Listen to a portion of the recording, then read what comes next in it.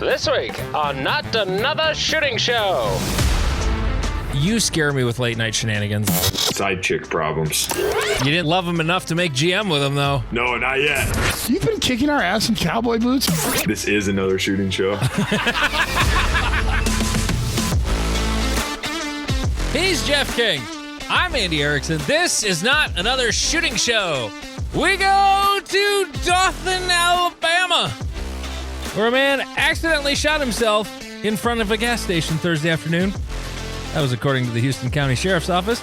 Around 1 p.m. Thursday, a man accidentally discharged a gun inside of a car in front of the Circle K on Ross Clark Circle. He was transported to a hospital to be treated.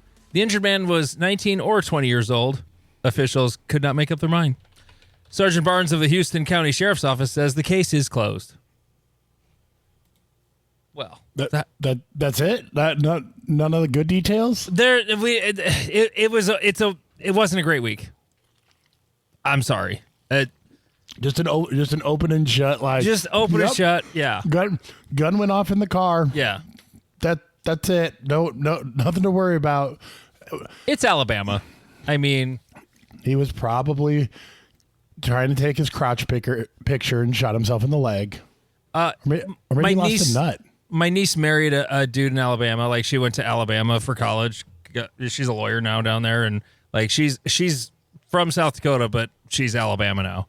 And she married a dude who, you know, he's some sort of fancy electrician in a steel mill of some kind. I don't know exactly what he does, but it's sort of specialized work. But he's like every other dude in Alabama. If you can get your own little property kind of out in the country, it's got a big place for dogs to run around and places to shoot shit.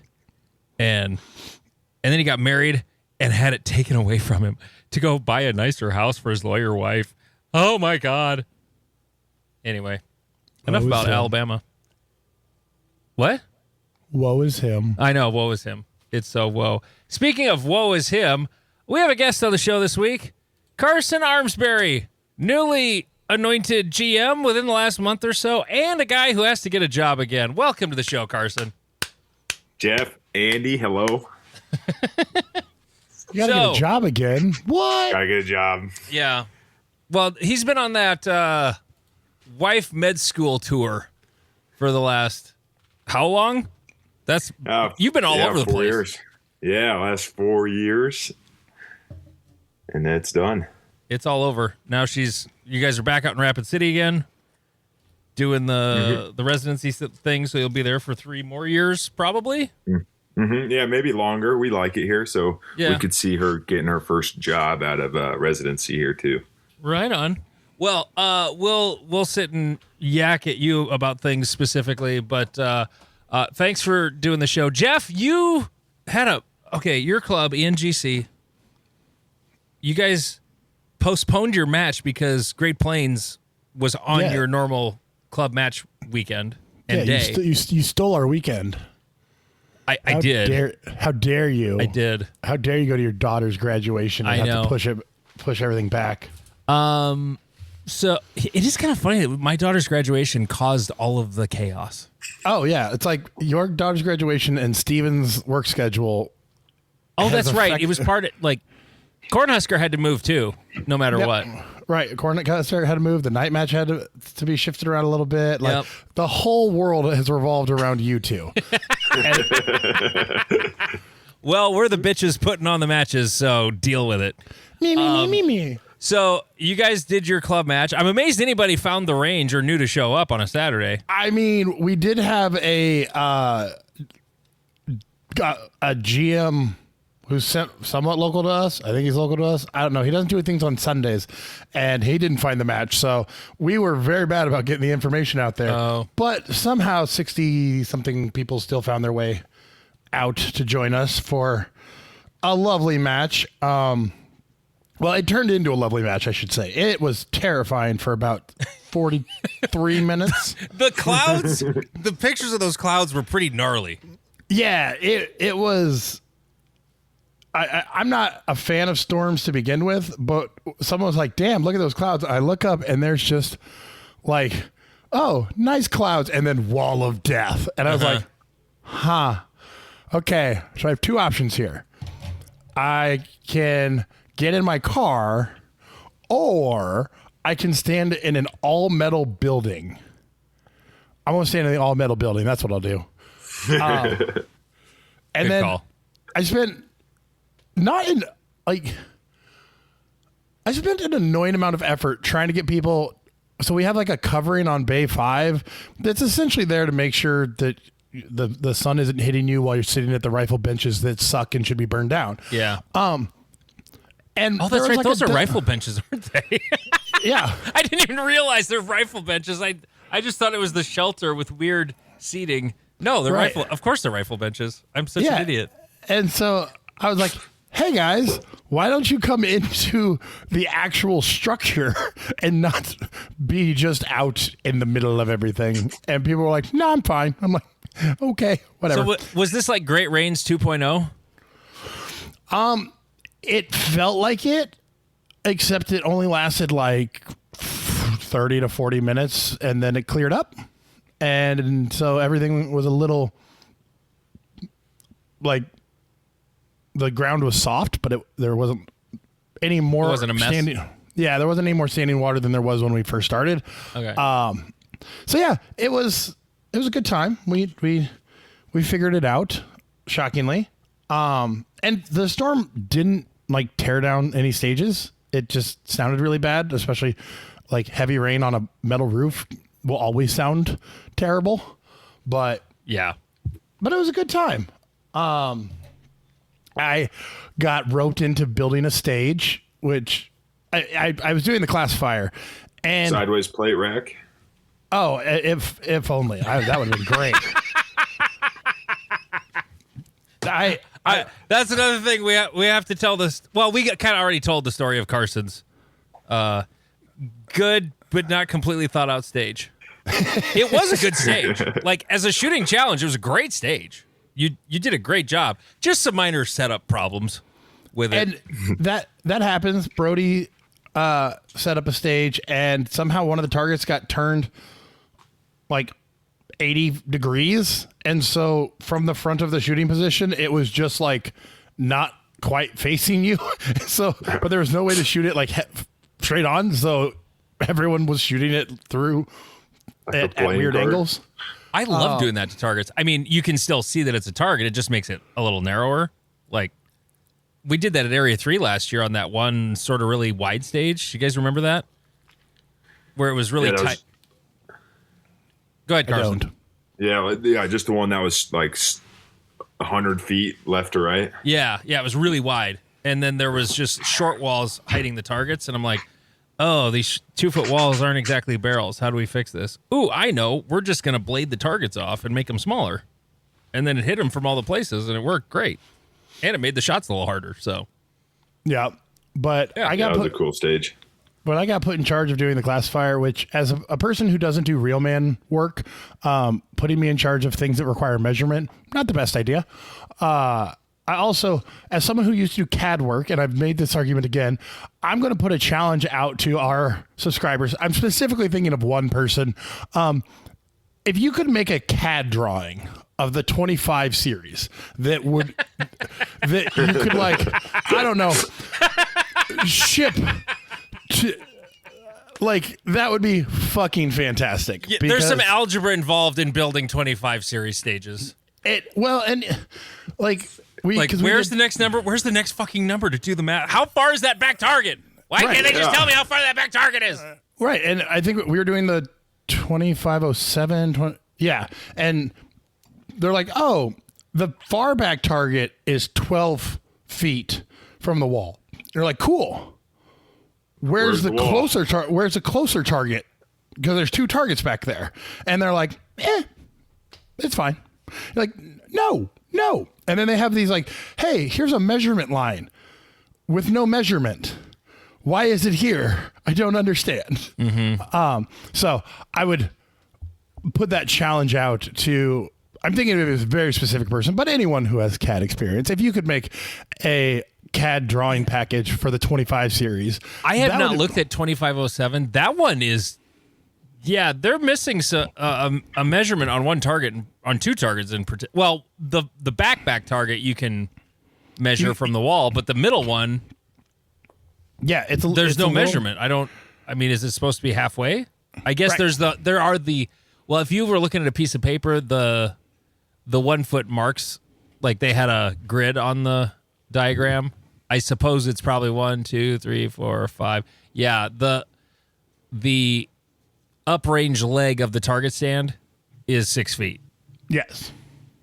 But you would need a high-res drawing to look at to see it, because I probably would have missed that from our black and white printer at the gun club.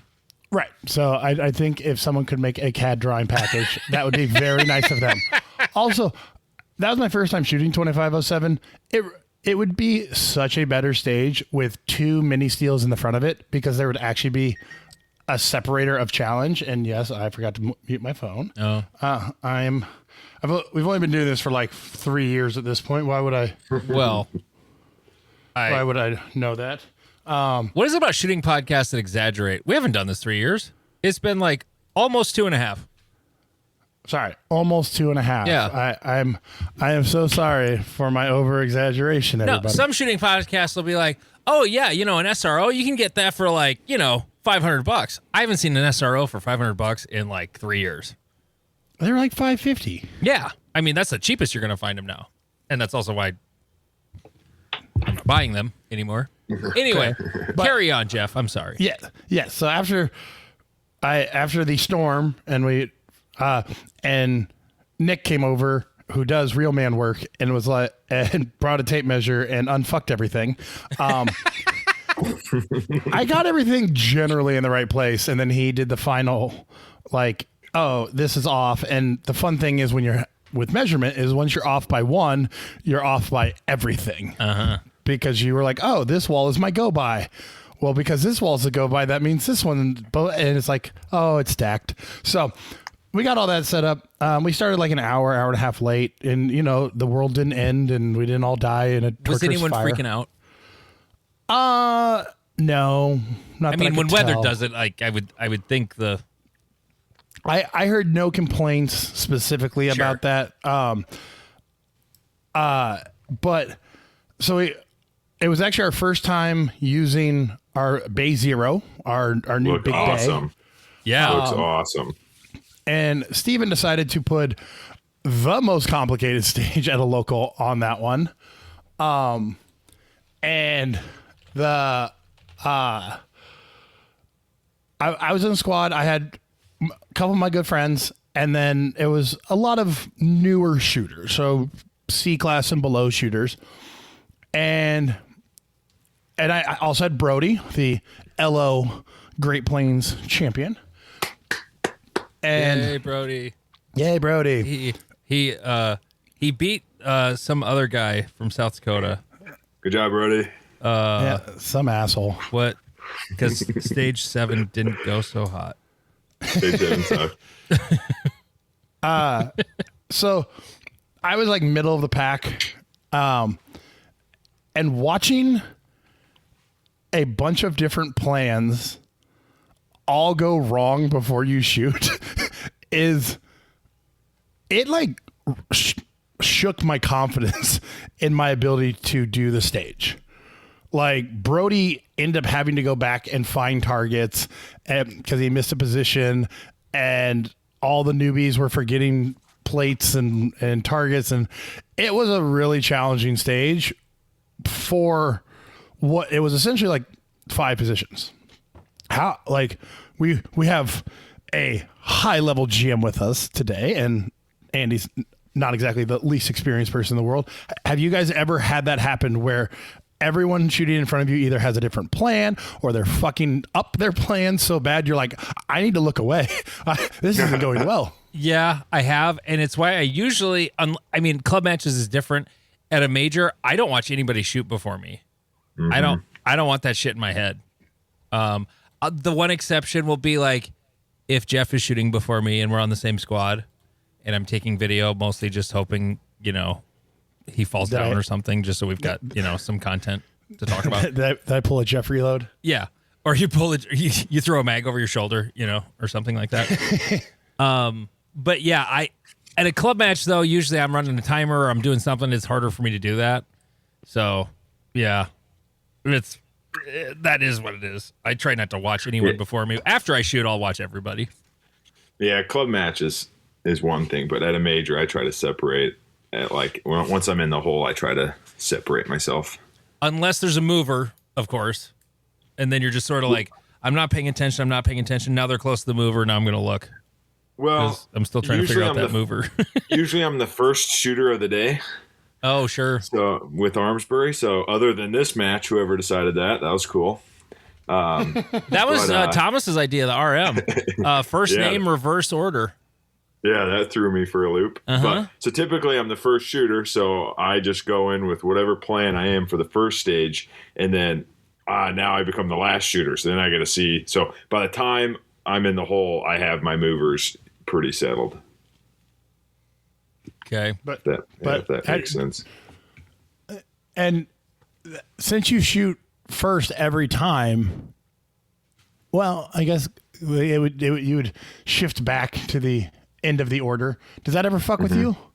Being like, usually my first stage is my best stage of the day.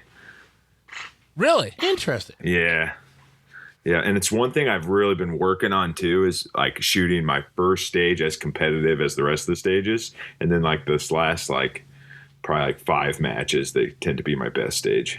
Wow. That's not... I usually don't shit the bed on the first stage, but it's rarely my best stage. Just because I just don't... It's just the first stage tentativeness.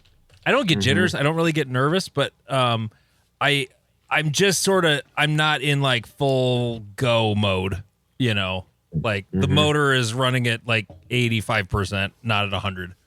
And so I usually end up just shooting kind of... Usually, you know... This year I've had trouble with points in general, but years past, I'll shoot good points. It'll just be kind of slow, even for me. So, yeah, that's kind of how that ends up going for me. How about you, Jeff? Is your first stage good or is it shit? It's normally shit. At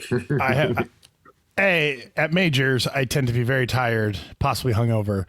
And Hey, a hangover's how I beat you and Steven 3 years ago. So, yeah. And then now you go to bed at a normal time. So maybe you should adapt the degeneracy as your shooting style. I go to bed at a normal time when I'm running the match. I'm not so concerned with going to bed at a normal time, although you scare me with late night shenanigans. That's why I don't go out with you. It was 1 a.m. It was fine. No, I mean one of the best decisions of my life was not going out with Jeff, Bruce, and Gravel Truck the night before Great Plains. Anyway, false. That was a great night. That was not Jeff's best move. But I don't know. I have a lot of self-doubt, especially because, again, I know Steven and Nick and Owen are going to stab me for saying this. I don't practice enough to have the confidence to walk in and be like, oh yeah, fuck it, we ball. Like I don't practice at that level anymore. So I kind of show up going, okay, how does the gun work? So the bullets go that way. All right, cool. I think I got this. And then I slowly kind of wake up and gain my confidence as the day goes on. But my first run of practice or at a match tends to be a struggle. I'm looking through which one is, because there's 2 new looking bays. I know one of them is 0 and one of them is 1. Yeah. Is the one with all the freaking walls, is that bay 0? Where it's like the bunch of water in the back? Yeah, so bay 0 is the wider looking one, and bay 1, if you're looking at someone's match videos, is a very long forward bay. Okay, yeah. Now I'm seeing the Yep. Boy, it was complicated, but yeah, it's just 5 stops. You just go to 5 places and do the things. But I don't. The majority of my squad had FTSAs or went back and had to go find a target. It looked a little memory-ish. Yeah, I hate memory stages. I like memory-ish stages. Yeah, it's like you you had to know what you needed to do in each position, but it wasn't trying to trick you most of the time.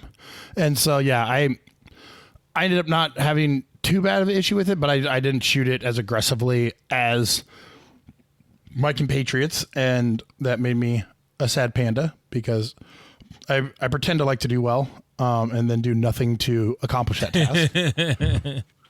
It's funny how, like, I've been dry firing my Tac Sport 2s way more than my Shadow 2, and I'm like, why does this gun feel weird? And I was like, oh yeah, because you haven't been dry firing. Because you've been playing with the new hotness. Right, I'm just waiting for my goddamn holster. Yeah, you're gonna be taking on Carson and LO. Right, that's right. Getting your head stomped in.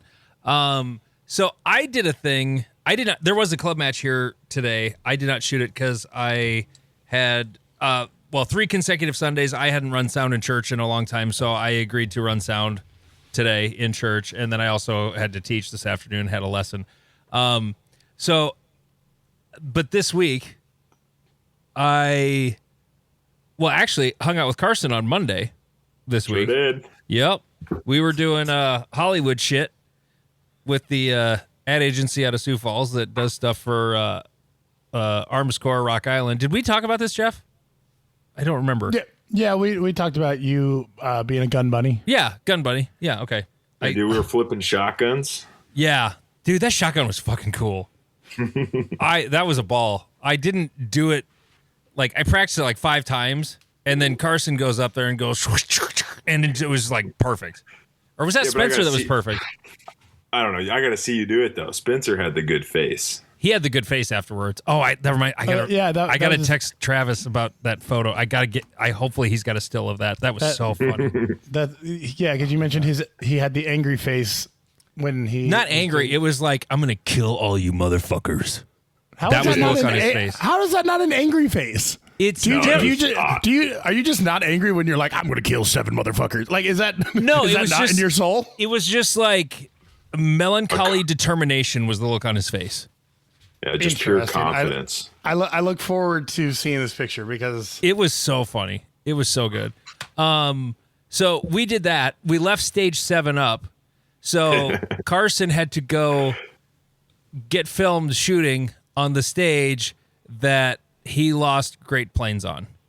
So you wouldn't have known that he was, seriously depressed about it from his behavior on the range. But so that stage was left up, and then John McClain, the pro shooter guy for Rock Island, he was bringing some of the agency people out there to teach. They were going to be doing gun safety with all the employees because this ad agency actually has an FFL. I found out because they got to ship guns to them to take pictures of them and shit. They don't sell guns, but they have to have an FFL to get stuff shipped to them. It was kind of interesting.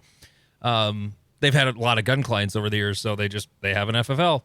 And so that stage was set up then still on Tuesday, and I just told John, hey, just leave it up. Don't worry about tearing it down. Just leave it up. We'll use it for a club match next week. And he's like, sweet. I don't have to do work. Let's go. Yeah. GMs, they don't like tearing down anything. So no. GMs and tactards. Yeah. So I went out on, I think it was Friday. Yeah, Friday. I went out to the range I needed to clean the clubhouse because it was still a disaster after Great Plains and practice. And instead of doing any sort of normal practice, I just what if the fuck out of stage 7. I set a couple of the targets got moved around. I set it up as close to what it was for Great Plains. And I was looking at all the times and the scores. And I don't have it up in front of me. I know Lane had the best time. He was in the 16s on that stage. And the hit factors were, I think, was the best one in the 8s? Or was it in the 9s? I'm going to end up having to just do the... There's not in the 6s. The beauty of doing it live. Yeah. We're doing it live! I had this idea, and then I forgot, I should have prepped this part. That would have been a smart thing to do. So that was technical opening? 9-4. 9-4 was... yeah. Well, no, I see 9-1. I got... It's technically stage 8 because of the double bay. So correct. So technical training options is. Oh, I'm looking at carry optics, not combined. Okay, Matthew Haygood. Oh shit, he shot it in 1595. I didn't come anywhere close to that. Brody shot it in 1627. Damn. Matthew probably didn't have to reload, I assume. It was 32 rounds, maybe not. Shooting open. But it unloaded start. Unloaded start. So yeah, I guess it depends on how many is open. How many rounds do open big sticks usually hold? 30. Okay, so probably still had a reload, I would guess. Yeah, I just suck. We just suck. Yeah. Anyway, I mean, I was just be better, scrubs. That's all I'm hearing. I mean, at club matches, yes, I look at combined. At majors, even level 2s, like I don't look at overall unless if I was overall high, then of course I'm gonna be like number 1 overall, motherfucker. Yeah. But no, I wanted to see if I could get it down into the 16s, and I wanted to see if I could get it without screwing up something mentally. Because that one hard right target, god damn, it's just like daring you to forget it. Mm-hmm. And even though I shot the stage over and over and over again, I screwed it up. How many times did you forget it? I think 2 or 3 times on Friday. Damn. I didn't on the main match day, but I did get big time help. A guy who was helping us reset when staff was shooting, he pointed out when we were walking, and he's like, "Hey, Andy, I don't mean to be a dick, but you're missing a target." You haven't looked to the right the entire time. I am? Yeah, that one right behind the wall. Oh, yeah, I didn't see that target, even though I'm the dumbass who designed the stage and can't find all the targets. that part doesn't matter. No. If I would have been first, I probably would have bombed it. But we've all fucked a stage that we've built. But so the best hit factor I got, I even pulled out the tablet and was just like, just so it would do the math for me a little easier.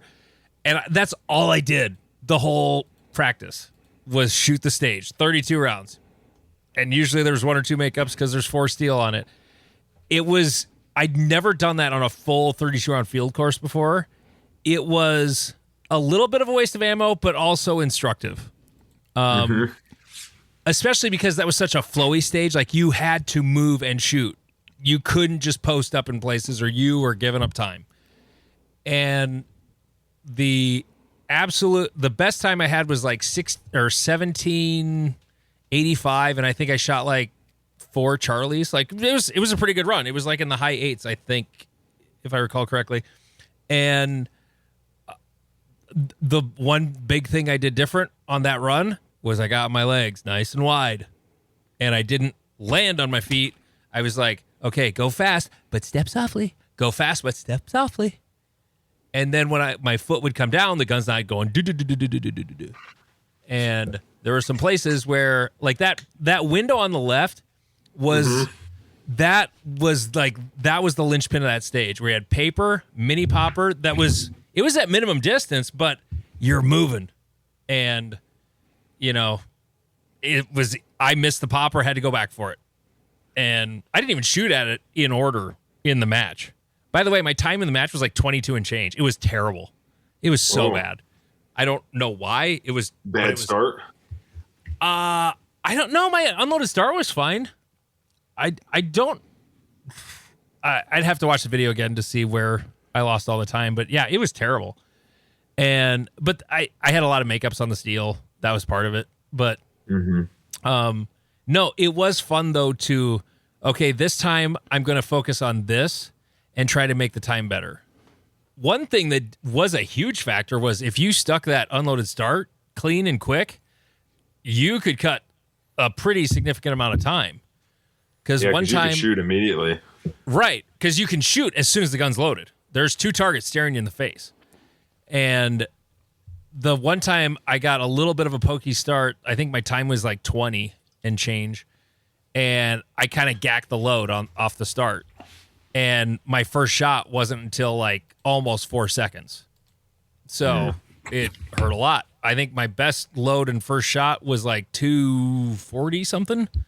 So it wasn't, you had to move a little bit because it was advantageous to get to one particular spot because you could shoot most of the targets from that spot all in one place. But yeah, it was fun.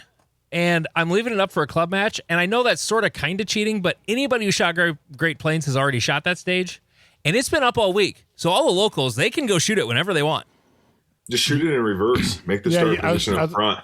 I was about to say, yeah, to change it up, you just change the start position and build a new stage. I'm not going to do that because at the club match today at Sioux Falls Practical Shooters, out of 60, they had 33 unclassified people. But there's 3 classifiers today. Good for them. Most of them were new people. Some of them were people who are experienced and are, just unclassified in whatever they were doing. Being scrubs. But one guy signed up as a GM because he didn't know what it meant. Because it's just G, No, dude, is that the key? I guess. That's how you can get a match bump. You sign up for your first match at a major. No, you're not getting a bump then. Never mind. No, that joke was not going anywhere. Yeah. But no, it'll be fun at the club match. I might do it as a loaded start instead of unloaded. But it was such a fun stage. I just kind of want to leave it the way it is, Yeah, it was a good stage. But anyway, so just take the Target USA things off the walls. They're off now. Yeah, so nobody's going to hit walls. Yeah. And it was those things are good and they're bad. Just for shootability, like, they're there to save walls because we don't want to shoot walls. But sometimes it makes the shots a little too tight and a little punishing. And that was definitely the case with those in that stage because, like, I shot it again a couple times today after I got done with my lesson. And it's funny you say that because I noticed, this was way easier to get at the targets, and I didn't shoot a single wall. Yeah. I got close a couple of times where I was just like, I'm a little late here. But anyway. So, more things coming up. Patreon.com/NotAnotherShootingShow. It's only $3.57 a month, and you get all of the second episode every single week. 407 comps. I only have green ones available. I am out of the red ones. If you want to go to NotAnotherShootingShow.com/407comp, you can get the new hot shit optic out there. Not Another Shooting Show on YouTube. Hey, Jeff, we're over 100. Yay. We did it. Nice. Yeah. 400 more, and we can start not getting money for videos, I guess. r/NESS on Reddit. We had a lot of fun there. We'll probably save that for the Patreon, where how that lady was concealed carrying that Beretta or Taurus, whatever it was.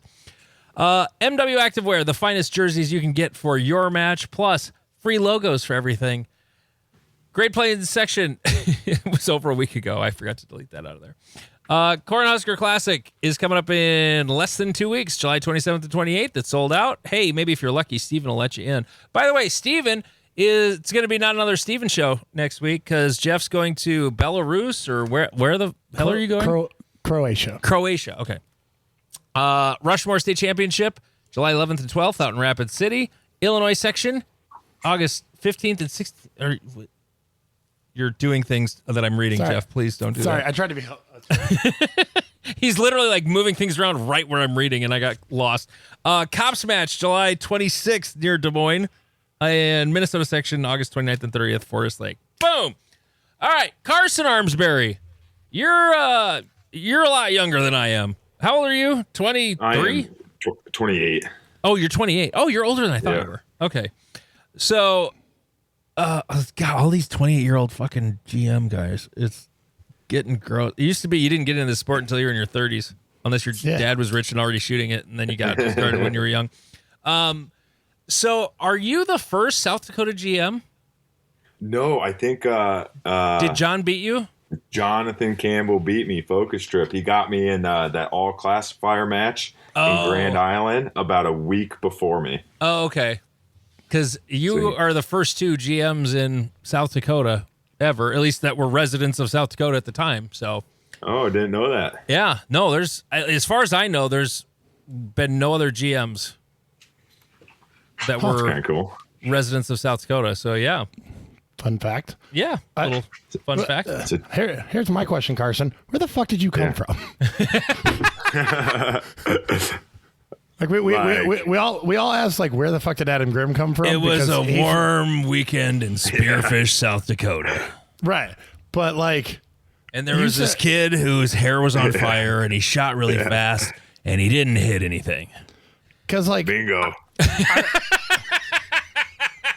At least when I first met Carson, that's what I was like, this guy's going to be good someday, but boy, he doesn't hit much right now.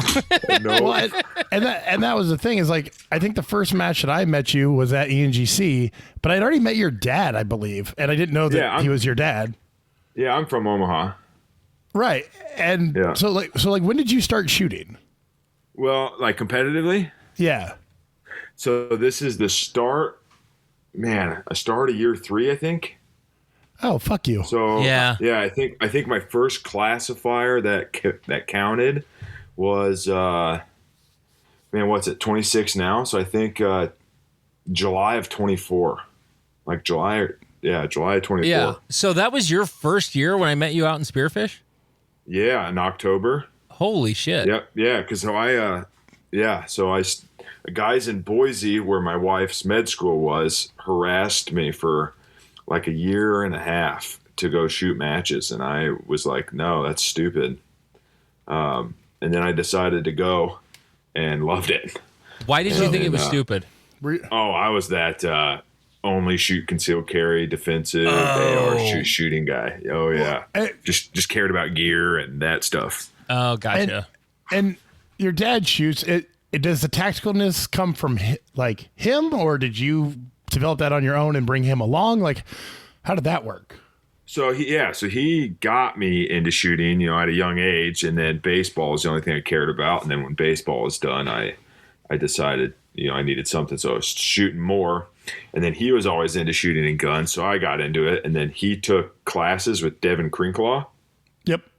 And then I decided to tag along as well. And I loved the class. And then I decided to sign up for just a pistol only class rather than just rifles. And then and that class was a concealed carry class, not to get a permit, but everything that was taught was just out of shooting out of appendix or from concealment.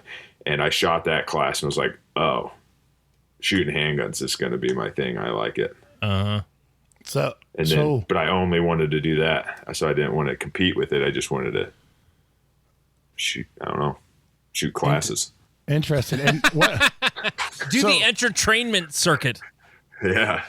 Yeah. Go take a class from Travis Haley and listen to him talk forever and not shoot. Yeah, and I would have loved that at the time. Yeah. Not anymore, but at the time I would have. So as someone who shoots an Atlas, what do you actually carry around? Or do you carry a full-size Atlas with a big stick? No, Glock's my favorite gun company. Interesting. Yeah, Glock's. I love Glock. So, but you didn't. You didn't love him enough to make GM with him, though. No, not yet. Except September. We'll try in September.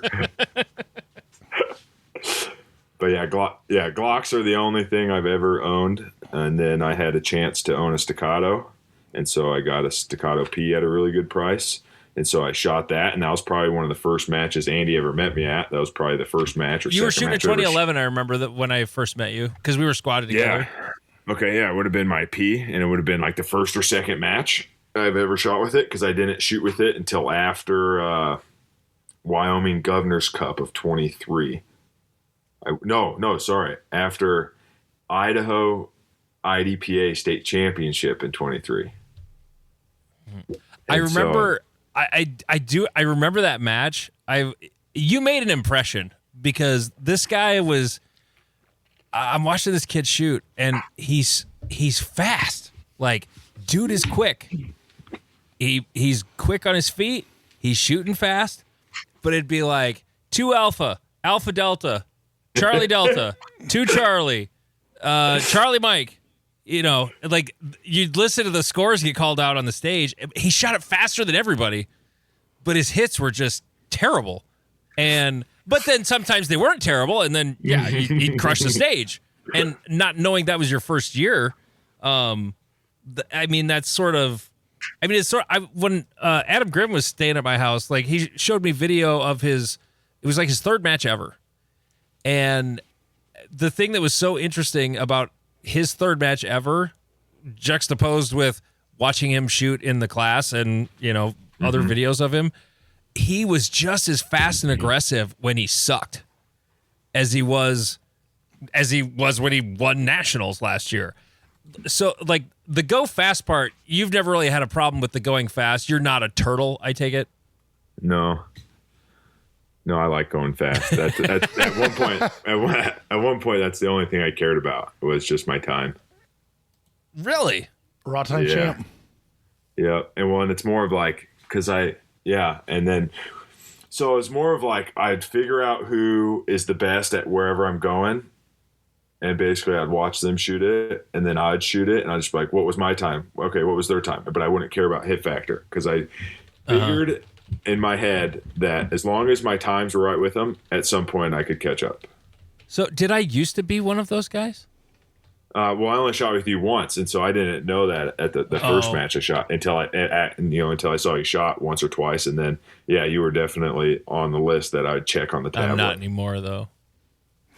Now, you've left me in the dust, Carson. So Carson, how much do you enjoy going to random small towns around the Midwest and just defeating everyone there?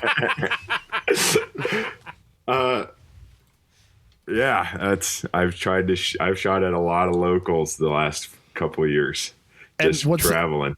What's the smallest local you shot? Like the least amount of people that were there? Oh, okay. So there's been a couple that my dad's brought me to in Columbus that I don't even know if you can call a match because sometimes it's only like 6 people. Okay. Yeah. Yep. I've gone to a match like that in Alliance, Nebraska. I think the lowest number, I think there were 9 of us or 10 of us. Like we were just one squad, and we would tear the stage down as we went because there's no one following behind us. But I think, other than that, I think like the lowest that I've been to is probably had to be a couple in Spearfish, just like right off the start. But then that quickly changed. Yeah. It were they lightly attended when you first started? I think obviously the first, well, not obviously because a lot of people don't know. So the Prairie Thunder, when it was shooting Spearfish, they only had 2 bays and they were rifle ranges. So there's 3 stages set up in both bays. So you could only have 2 squads. And so they kind of capped the squads at 20 a squad. Mm-hmm. And even then they wouldn't, I don't think that they would fill right off the bat. So, less than 40 people, I think, at the first 2 I shot at. Which for the size of the Rapid City Metro, that's actually not a bad attendance for a club in a market that size. But now we're getting like 70 or more. Yeah. I mean, you actually started last year, I was at one of the last matches when it was in Spearfish before the new range opened, and there was I think that was still just one flight, and then Bruce ran 2 flights of shooters because the morning one was totally full, and then there was still I think one of them he still had 30 some in the afternoon. Yeah, it was cool. Crazy. Basically, I ran a morning match and an afternoon match. I'm gonna miss shooting there. Yeah, that was cool. It was so cool. Spearfish Canyon is just absolutely gorgeous, and to be on the range and then hear, from over at the rifle range, a 300 Win Mag go off, and then you hear the echo of that gunshot off all the canyon walls after that goes off is really cool. Yeah, it is. It sounds like an open gun just blew up. For sure. So, these are Jeff questions. Thanks for clarifying. Yeah. No, I wrote a few, and then Jeff had keyboard vomit. So I was expecting it to be where it was, and Jeff, of course, typed all of his in and pushed all of mine down. And thank you for highlighting my first question. So you were a baseball nerd. That was also my favorite sport when I was in high school. I was good at football, but I loved baseball. And kindred spirit, you were also a catcher. And me? Yeah, you were a catcher, right? I caught until high school, and then I got moved to the corners. Oh, okay, gotcha. I thought you caught the whole time. Anyway, so baseball nerd, you played baseball for a long time. Vision is super important in baseball, probably more so than it is in other ball sports like football, basketball. Did Jeff asked me this one time, and I wasn't sure how to answer it, but is there any way that baseball, like the vision part of baseball, helps you in USPSA? Man, I think so, but I think, and honestly, one thing that I struggle with personally is picking up exact spots on targets. Me too. So that's a big on top of my work on thing that I do. But honestly, I think what baseball helps with the most is feet work and hands. Oh, sure. So, yeah, I never thought of that. Jeff just asked yeah. about vision, and no, yeah. I mean, so the way that keep going. I'm sorry. Well, I was just going to ask, did you ever have, like, there was one year when I was in high school where I saw everything. Like, I could see this is before my eyes went to shit. I could see as soon as the ball came out of the pitcher's hand, like, I could see the spin was, oh, nope, this is going the other way. This is slower. This is a curveball or a breaking ball of some kind. I remember one time, it only happened once. I saw the seams of the ball stop on the bat when I hit it. Yeah, that's so cool. Like, that doesn't happen very often. You got to be pretty locked in for that to happen. And it happened one time, and it was just like, oh, man, it was a thing of beauty. I was just seeing everything that year so well. And then that was my junior year. And then my senior year, I didn't see shit. And I had like half the batting average that year for some reason. I don't know why or whatever. But did you ever have you just could see everything? Yeah, there was a couple like hot spells, especially my senior year, and then my first summer in college. Those were probably my two best like hitting years. Mm-hmm. And those years, sometimes you just know when you're gonna win, and it feels good. Yeah, it sure does. I don't know that about going to matches. Because ever since all you younger fuckers started showing up to USPSA matches around here, I don't win anymore. So it used to be me and Chris, like the two old farts. It was usually Mike on occasion would also be one of those guys.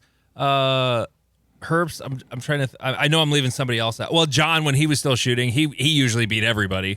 When John finally quit shooting, then that actually gave the rest of us an opportunity to take first in club matches here and there, but. Where do you save the most time on a stage? Oh, man. What's the thing you're good at where you cut time? Probably getting to my next position.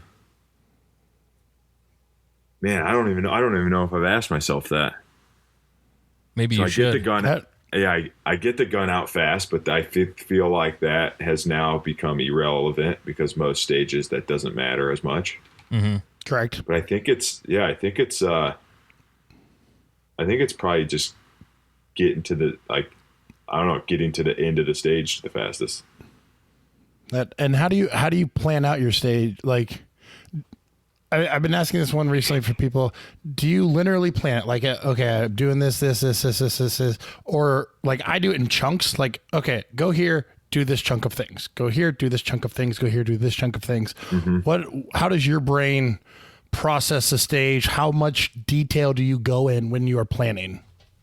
Mine is not a chunk thing. Mine is, it's basically just like a checklist each time.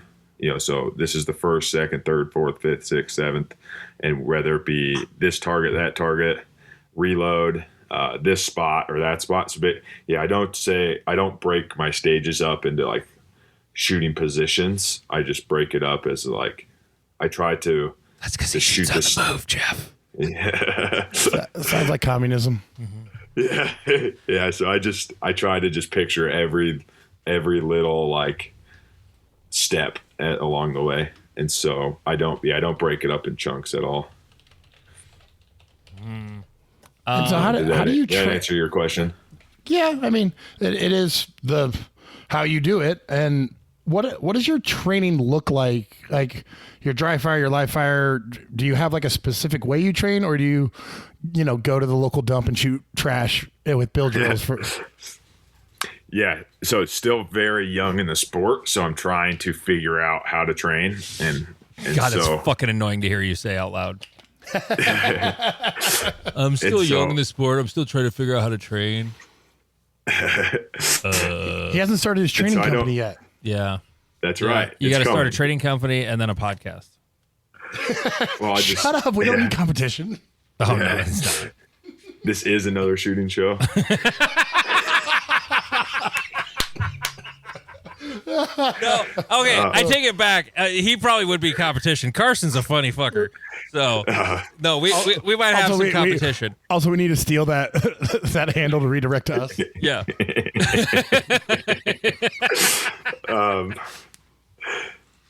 All right, back to training. So dry fire, I kind of have two methods. I have the just kind of just as fast as possible method. Something that kind of like Joey Sauerland would just call as a speed mode. So I do that as much. I do that as much as possible. And I'm trying to like pick my vision up with that speed. So gun goes everywhere with all the targets I have around my house, and then the second way I do it is basically I try to shoot a match in dry fire. That's interesting. And so I'll have, because I feel like some of the places that I lack is mental.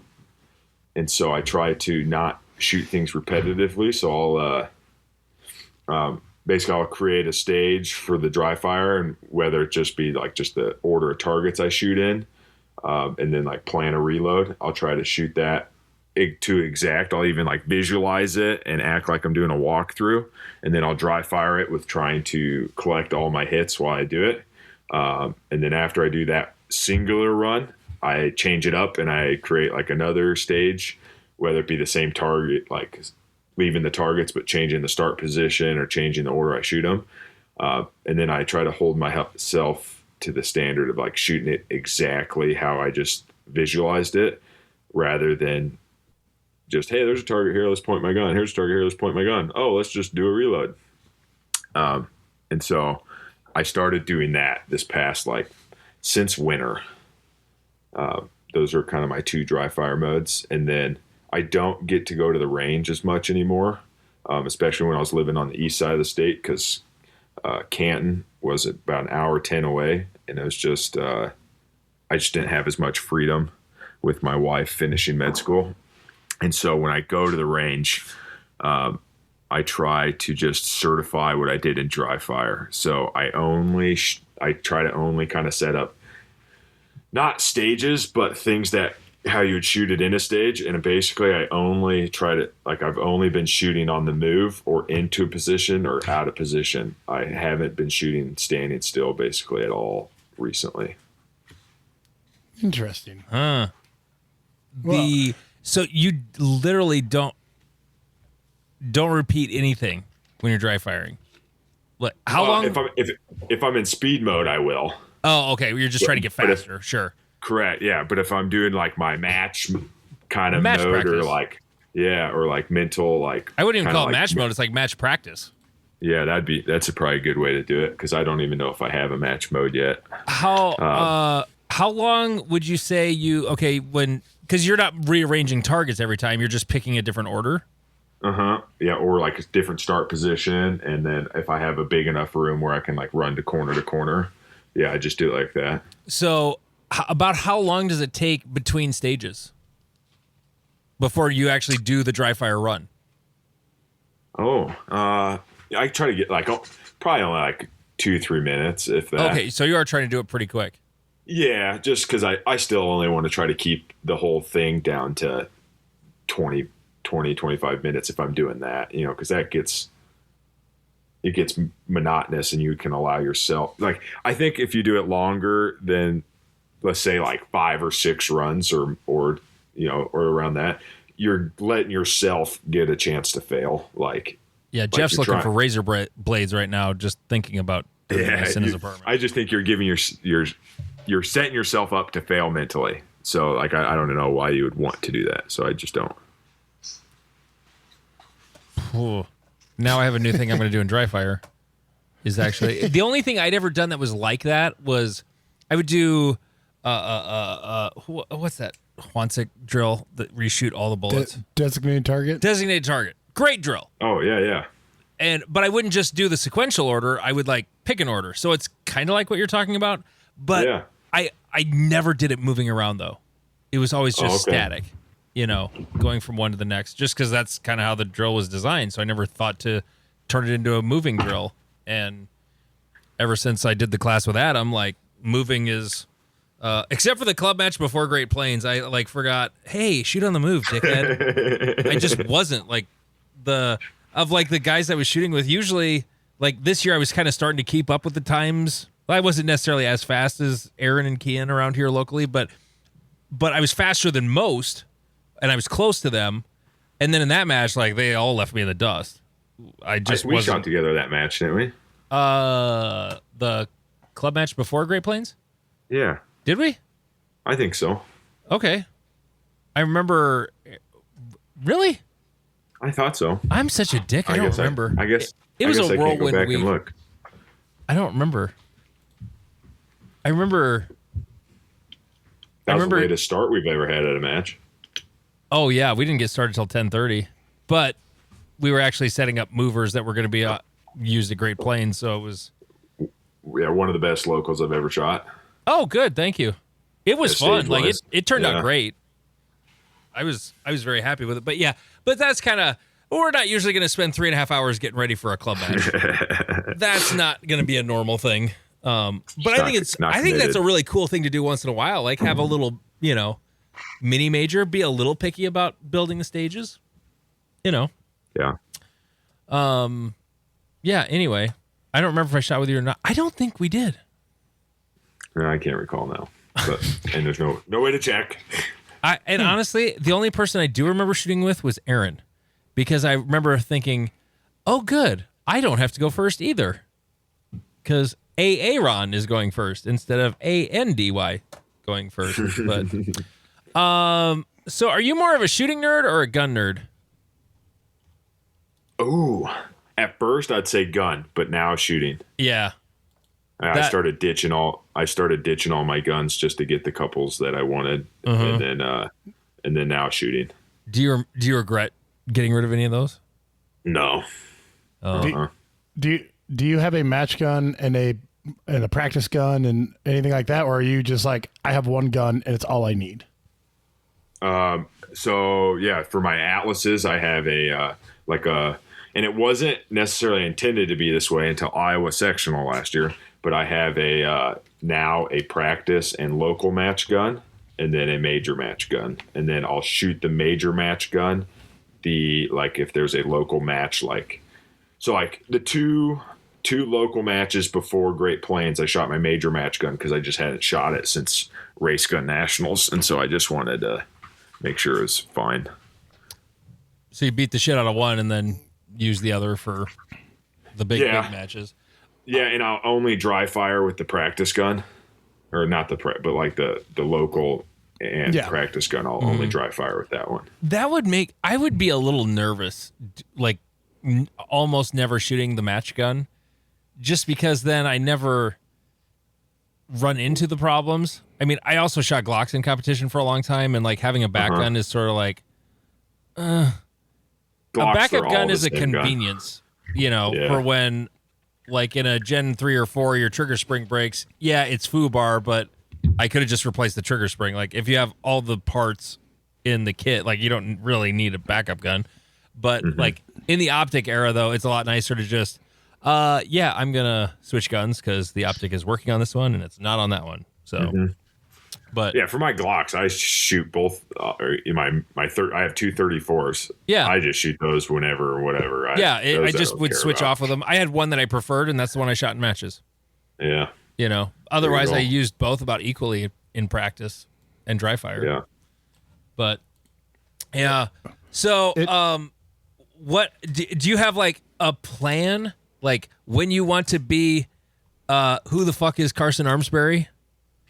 Oh, well, slap your cock out at an area match and then a nationals in the same year. Yeah, that would be, I work for that right now. I worked for that last year and just didn't succeed. So but that's my goal is to be the best shooter that I can be, and that's that.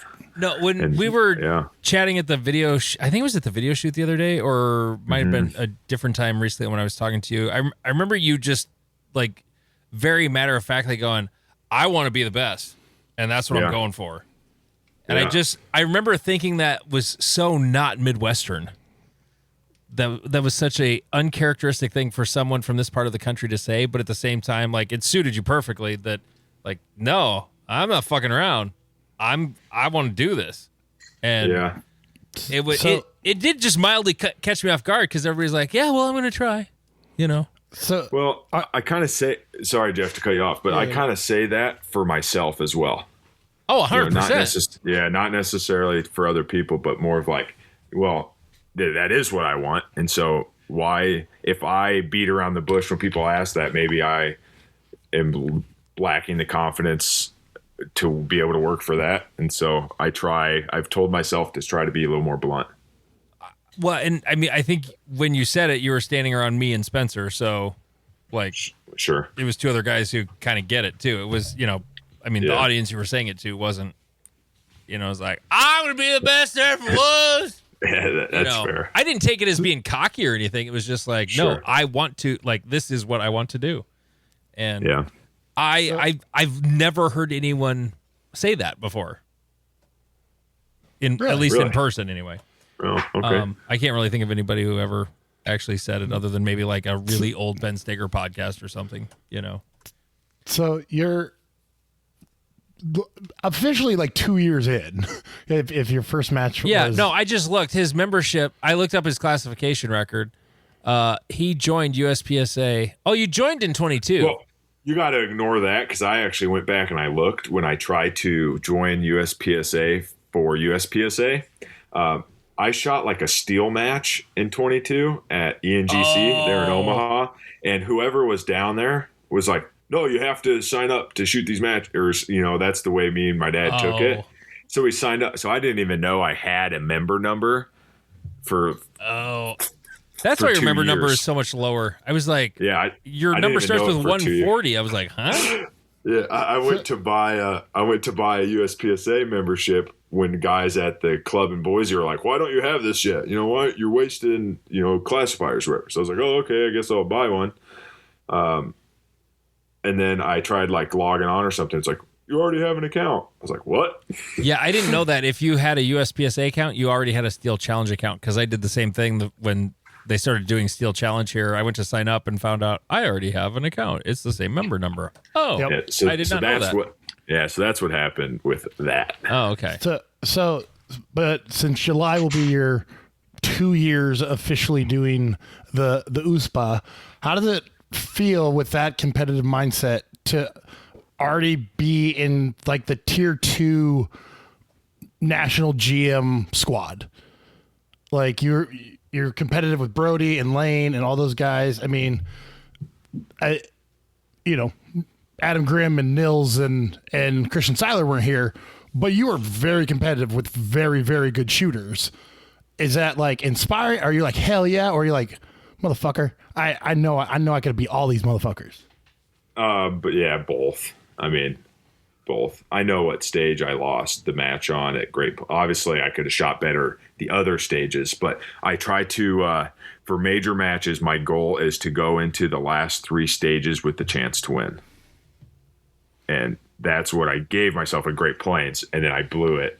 And so I'm upset at myself about it, but I also take away the positives, and I understand that like I definitely learned stuff from it. So a little bit of both. Like I have a hard time like congratulating myself on anything. I'm not saying this to like shit on you or denigrate you or even tease you. Talk about that stage 7 at Great Plains. The stage you lost the match on. Yeah, so stage 7, so it was a second to last stage for me, and I didn't know like where exactly I was in the match, but I knew I had like a chance to just maybe squeeze it out or at least stay in the top 3. I knew that. And so, I don't know, I just did everything like normal. Unloaded start so that like I don't know if I realized that during the walkthroughs on Saturday.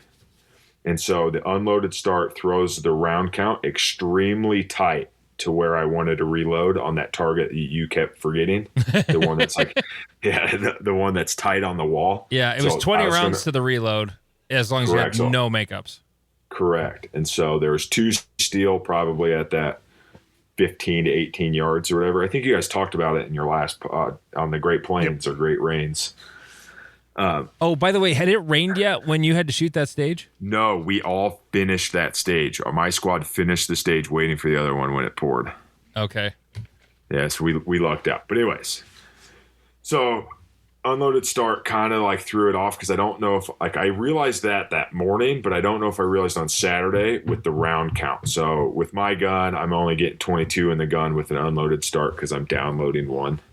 And then I did not draw to the double stack to the right. I drew to the one that's kind of off the wall that you got to take a right step towards. You had to get far right to get to? Correct, because I used the double stack on the right to back out just slightly to shoot that one at like 15 to 20 yards that's hidden by walls. That's like the only one you couldn't shoot standing in one spot.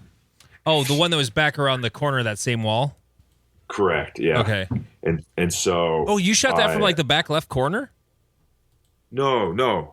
So, all right, so you got your start stick, and then I stepped By the to way, for everybody listening and not being able to visualize this, if you go to reddit.com/r/NASS and go look for Great Plains Stage 7, you'll see my plan of this stage, but you'll get a better idea of what Carson's talking about as he talks about this. So the start stick is kind of, it's in the back right corner, but it's off to the left of the back right corner slightly. So I stepped in, slightly to the right fault line, and I shot the target that would be straight in front of you, but would be blocked if you were a step to the left. Mm-hmm. So I shot that one, and then I shot the 2 poppers that were at that 15 to 18. Mm-hmm. But I took like 4 or 5 shots at them. Me too. Yeah, and that was the story. That was the story of my whole match. The poppers on the left side were like at minimum distance. The ones on the right were they weren't a big poke, but they were a good 15 yards. Yeah, they weren't easy. But they were not unreasonable by any means. No, but it was bait to screw you. Correct. And going into that stage, I told myself, okay, you got it. Just shoot normal. Just kind of like, we don't got to hose anything, so just get your hits and move on. So I shot the paper, 5 rounds at the 2 steels or 4 rounds at the 2 steels. So in my head immediately, I'm like, oh shit, I got to reload early now. And so I don't know if that played it. So then I shot the other 2, moved over. So I backed out of the double stack, shot the further one to the right that you couldn't see if you were on the tight corner. And then I shot the one in the middle, like that middle port area. Yep. And then I reloaded over to the left where you had a single paper and a double stack. I think it was a single. Yeah. Yeah. The double stack was on the left with a no shoot, and then the single one was the one you had to get all the way to the corner to shoot. Correct. And so I reloaded to that corner rather than reloading shortly after that. Jeff told me about that, and when I was doing my what if reshoots on Friday, that was definitely the place to do the reload instead of going forward. Totally agree. Oh, really? Like I didn't want to reload there. I did it because I missed the steal. I did it because as soon as you go, if I didn't reload there, that first target when you look straight down range after the corner is just staring you in the face. And for some reason, the reload kept me on plan to come back to the hard right one. Oh. And really? So when did you shoot the one that was downrange, like right in front of your face? The one that's in the middle? Yeah. Oh, like the same. Like I went to the right. I started with the double stack on the right, and then the left. The one along the wall, and then the 2 poppers, and I missed them a bunch. And then I backed out on the one in the back around the corner, and then I hit the middle one immediately after that. In the match, I reloaded going forward after the corner and the hard right. Yes, that's when I wanted to do it. Yeah. That's when I did it, And then Jeff told me about his reload coming across the back. And when I was practicing, I found that to actually work a little better. Oh, really? Yeah. So I thought after I shoot the one in that like middle area, I could basically shoot immediately the double stack. You could, but you could get done before you got there for the other one. And so, so that's one thing you're I've staring worked at a target too. and reloading no matter where you did it. And when I realized that, I was like, oh, this worked a little better, because if you reloaded going forward, you're staring at another target you could have already shot. You know, if you would have reloaded, so if you would have reloaded like you did in practice, going on the back wall, what target did you shoot after the hard right? The straight down range in the left port, the left gap in the wall. Oh, okay. So I was going to use my reload if I shot properly after the hard right. I was going to use my reload to kind of like settle at a spot so I didn't have to shoot this steel super aggressively. Oh, okay. And yeah, I didn't think of it that way. I just fucked it all up really bad. So I started using my because I just want the gun to do something the whole time, and that was kind of the only spot that and then I didn't want to leave on the hard right one too aggressively either. Mm-hmm. So like I didn't want to blow by it. So I was going to like calm after the double stack paper on the left, shoot the right one, and then just slam a reload to get into position to kind of like not shoot the steel super wild, I guess.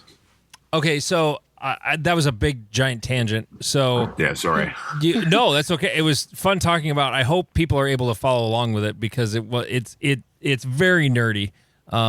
Did you ever take the TISM test, Carson, that we were posting on Reddit? No. Should I? It's kind of fun. I don't know.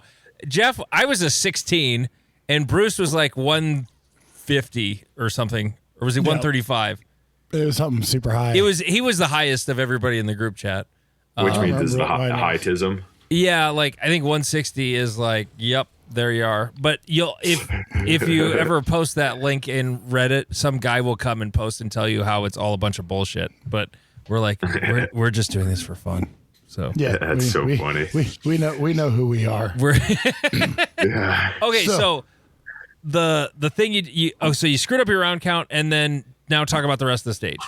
Yep. So screwed up the round count. So I reloaded before I attended. Before I actually wanted to. So I reloaded over to the double stack, and then the paper to the left that you kind of had to be on the hard left or hard for before the hard right. And so I shot 2 at that, and I thought possibly that I shot the Target USA paper or board on the wall. Yep. But I wasn't 100% confident, and so I left it. And then I shot that middle paper, steel paper. I shot that pretty clean.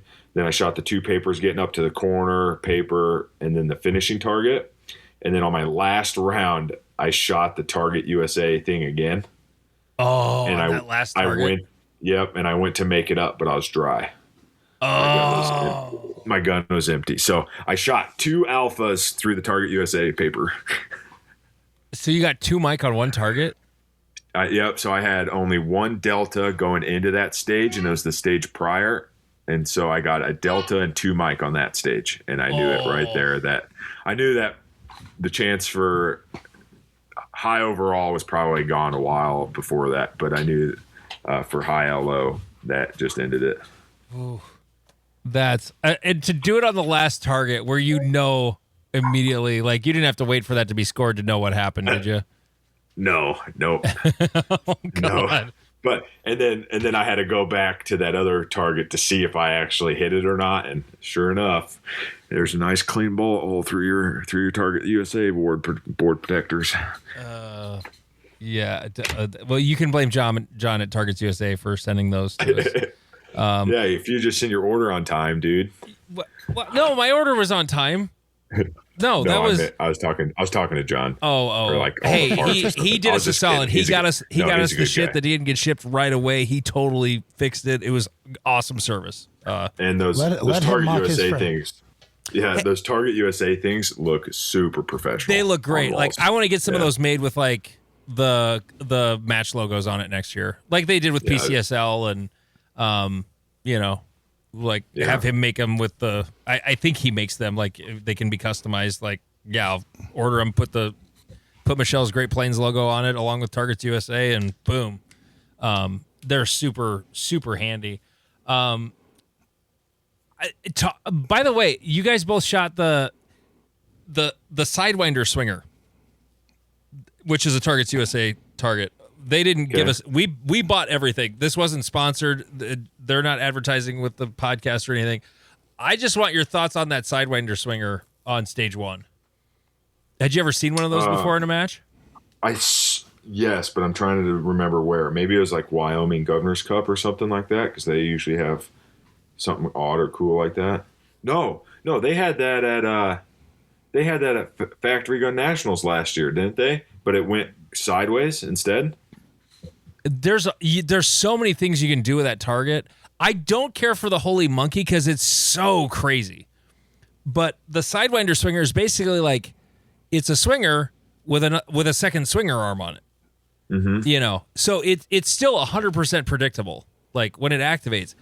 And we thought about the thing that you could do is all you'd have to do to get it to move a little more right away off the bat, right when it activates, is just move it to one side or the other about 45 degrees and then put a nail in the ground or some sort of stake.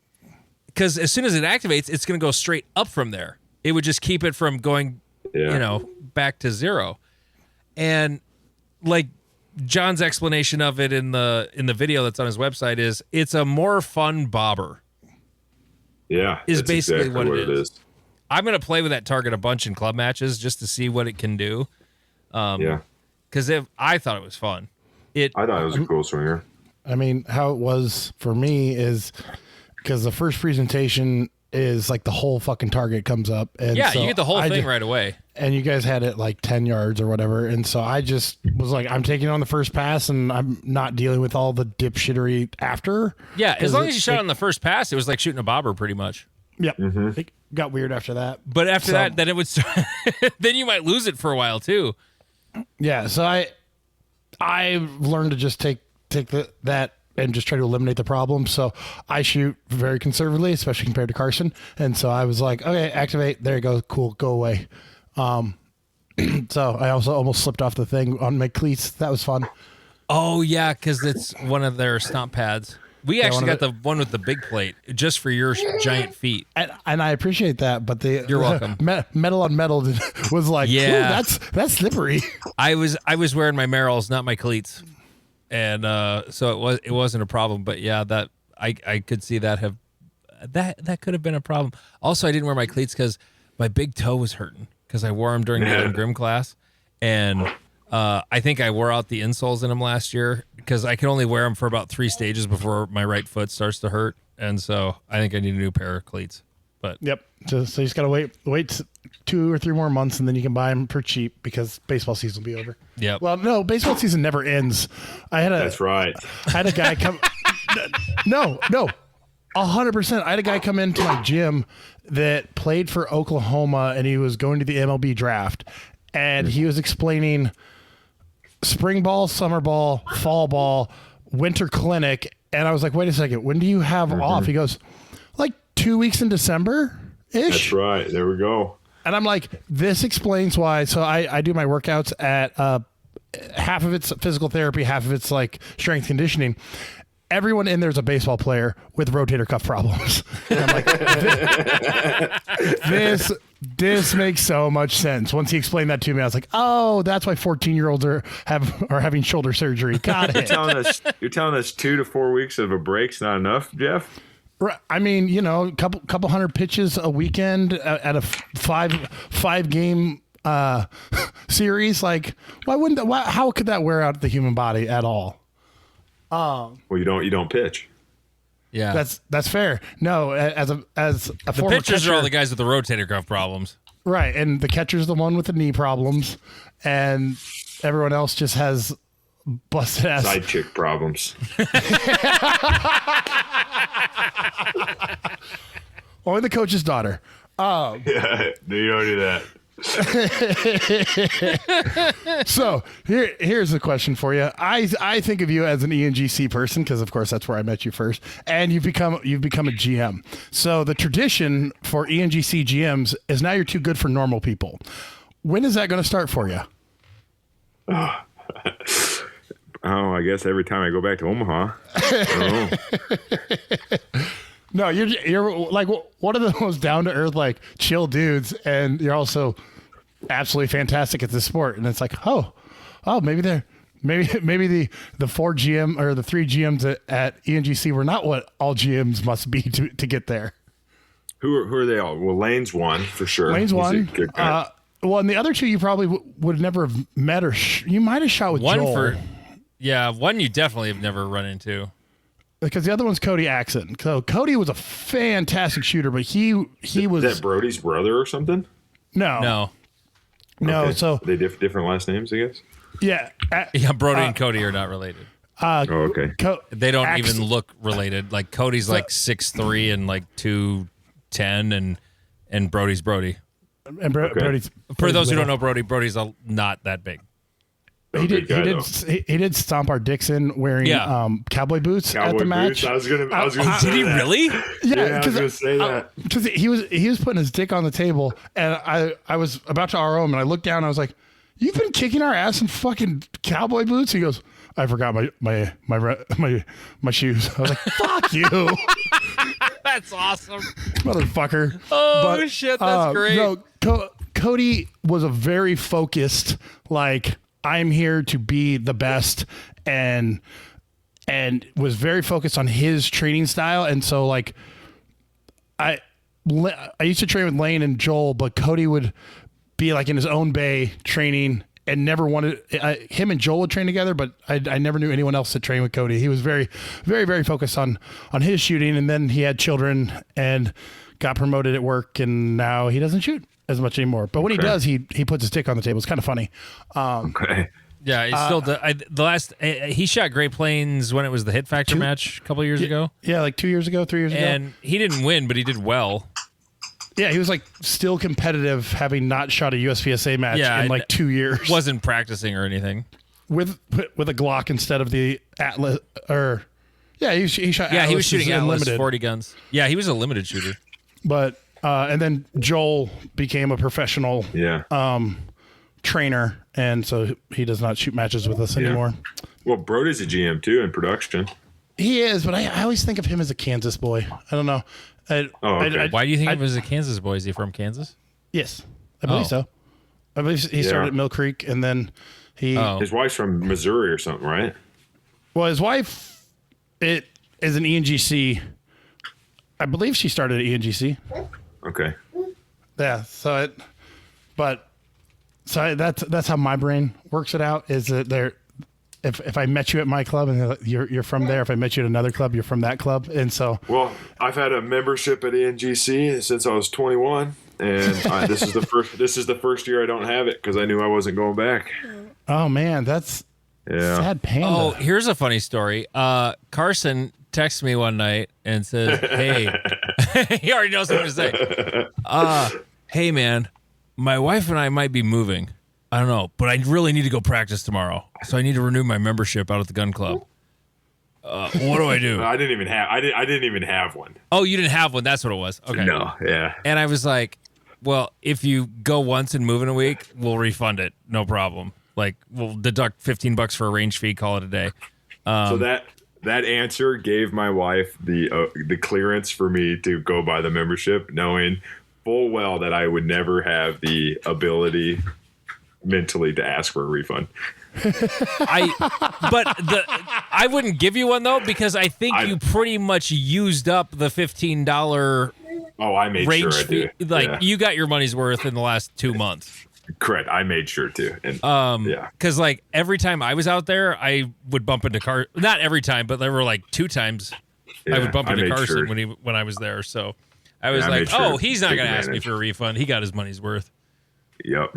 And if you're in town, then you can still go shoot, That's right. Yeah. So, well, this has been fun, dude. I appreciate you coming on. We definitely want to have you on again sometime. Yeah, just let me keep this golden microphone you gave me. Well, no, I got to collect that from you at Rushmore. Okay. All right, I'll give it Because back. I'll have to give it to somebody else. That's my traveling microphone. If it smells weird, that's Heidi's fault. Damn, just be thrown her under the bus. I just thought of that now. Yeah, if the headphones, if there's anything weird with the headphones, like Heidi was using all that gear a couple weeks ago, so and it was back in my possession. It never even made it home. Oh, actually, it did make it home for a couple of hours because I remembered, oh shit, Carson's still in town. Hey, can you meet up and I'll give you the microphone so you can do the podcast this week? And then you're very. And then you did one right after that, didn't you? Yeah. Then I went home a couple hours later and Jeff and I recorded. Yeah. Or no, it would have been the next mic. day. Oh no, it was that day. That was Monday. Because it was Monday. It was Yeah, Monday, that's right. Yeah. Yeah, you have an incredibly cool wife, I have to say. I didn't even she's really awesome. meet her. I just know you have a cool wife because I have a cool wife who lets me go to lots of shooting matches, and you also had a little. I had pretty not as little as yours, but I had like when I really got into USPSA, like my kids were still pretty young, and my wife was cool with it. So Great Plains last year. Mm-hmm. We had a kid about 2 days before that in Rapid City. and you still shot the match? Oh yeah, I was. My pumped. wife's not that cool. Let's fucking go. Yeah, so our son was born May 15th, and I'm pretty sure I shot the 17th was when I shot Great Plains or something, whatever it would have been that Sunday after. Damn. Yeah, we left the the hospital. I was about to ask, was she out of the hospital before you left for the match? No, we were. We left the hospital, packed our stuff, and drove to Sioux Falls. Oh, you both went. Oh, Yeah, her folks live here. Correct, and so it's just a great excuse to go see. okay. They could all see the new family. So I was like, Okay. yeah, of Okay. course I'm still shooting then. Well, she's going to mom's and doesn't give a shit what you're doing. So, Sure. Yeah, it worked out well. and It worked the out well. in-laws are, smothering the baby. So, Yeah. not. worked out good. Well, that's handy. And then my family could come up from Omaha then too, and so we kind of all met there. So everybody got to meet the boy, and me and my dad shot the match. So. Here's how dumb I am. I had met your dad. I had seen your dad's name in scores, and I never connected that the last names were the same family. Right, because you guys look nothing alike. No, Like, not really. Well, I should send you pictures of about 4 years ago, Okay. and then Before you would think I look alike. that's something we never talked about because you lost a shitload of weight. Yeah, and I had a beard. A beard? I can't imagine with you. You have facial Yeah. hair? Yeah, I shave every morning, so that's why you don't see me with facial hair. Oh. Yeah, I don't do that. But no, I can see the resemblance in your dad's face, but he's also like way taller than you. Yeah, my brother got his height. And you got mom's height, unfortunately. I got my grandma's legs. Yeah. I'm still 6'2", so You, the So you're fuck you little. are? Yeah, No, you're not. yeah. You even said that at a range day one day, and then we stood next to each other, and you're like, "Oh, you are taller than me." I have a terrible memory, Yeah, and I swear to God, you're shorter than I am. I'm I exactly 6 know. foot. I'm 6'2". Yeah. Bullshit. Okay. We'll take a picture. Are you going to post it on Cornhusker? Reddit. No, because I'm going to Area 1 next week. Oh, okay. So at Rushmore, we'll take a picture back to back with no shoes on. No shoes on. I won't wear my do spikes with the big padded heels. We'll do it. And I'll step on a fault line probably, but or a brass case. yeah. Turns out, did we mention that, Jeff, that Aaron and one of the other guys over on 10 were barefoot? Yep. And Aaron was off to the side where there was no brass, to the left side where all the targets were. And if it was, I think Tristan was the other guy with his shoes off. I think he's the one who stepped on a case, and he said, "That fucking hurts." Yep. I've got a flat tire from a 380 case before. Oh Jesus! Jeez. As someone who wears flip flops to the range on a regular basis, yeah, they hurt. You just learn to toughen your feet up. I used to wear flip flops when I played softball and baseball, but I have never worn flip-flops to the range. The only I did one time walk in stages at Great Plains when it was either Great Plains or Cornhusker when it was in Omaha. I wasn't with anybody. I was by myself. I remember walking it in, and that was like where I learned like it sucks walking around dirt pits with flip-flops on because your feet get fucking filthy. Oh, I don't notice it, and it's really sad. It's really satisfying when you clean them off. Autism, turn. Where the hose at? Not here. On that note, Carson, thank you so much for doing the show. Can't wait to have you on again sometime. He is Jeff King. I'm Andy Erickson. This is Not Another Shooting Show.